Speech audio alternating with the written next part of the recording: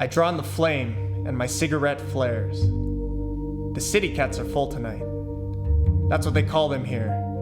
The catamaran ferries that glide up and down the Brisbane River.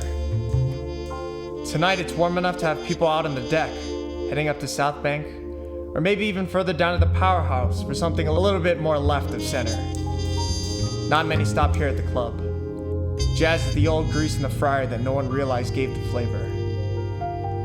But they'd be sad if it wasn't here. They'd have their old great uncle from Melbourne to stay and not know what to do with him. They'd say, "Hey, why not the jazz club?" And then realize it closed down due to a lack of funding 3 years ago. They mourn the lack of depth in Brisbane and stay home with a pizza. But the club hasn't really closed. Not yet. "Smoking's not cool anymore," an old guy says from the shadows. Not sitting around a table, just him, over near the mangroves in a plastic chair pulled to the edge. "Maybe I don't care if I'm cool, bruh," I reply, hearing my American drawl cut through the humid air, obvious and young. I prefer to speak through my music, my trumpet. The sounds are raw and honest. "Fair enough, mate." He hasn't even looked at me, just stares at the city cats. He must be tall, like nearly 7 foot, the way he blankets the chair. I wonder why he's here. God knows I've got no idea what I'm doing here in Brisbane.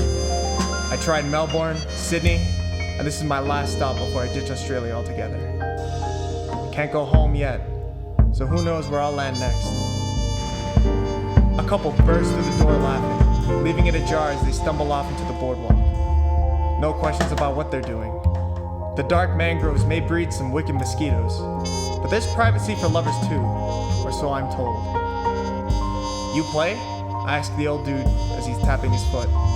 "I did." "Same." I cough, wishing I had his throaty voice.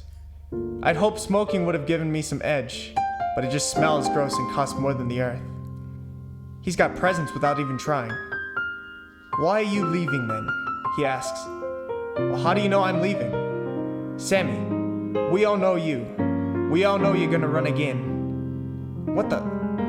I'm not running. I'm moving on." "Call it what you like, mate." He stands with care, holding his back and wincing. Even stooped, he towers over me.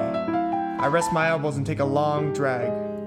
Smoke escapes, dirty against the lights playing on the water. The guy rests with his back to the river. "Doesn't matter how far you go, mate. They'll catch up with you one day." "Who will?" I ask. "The better players." He turns and puts his giant hands on the wooden barrier. He rolls them around, leathery skin and calloused fingers. "There will always be better players. You've got to learn, not run." I do learn. I've learned so much. It's time to move on. I want it to sound weathered. "Joe comes back and you suddenly have to leave?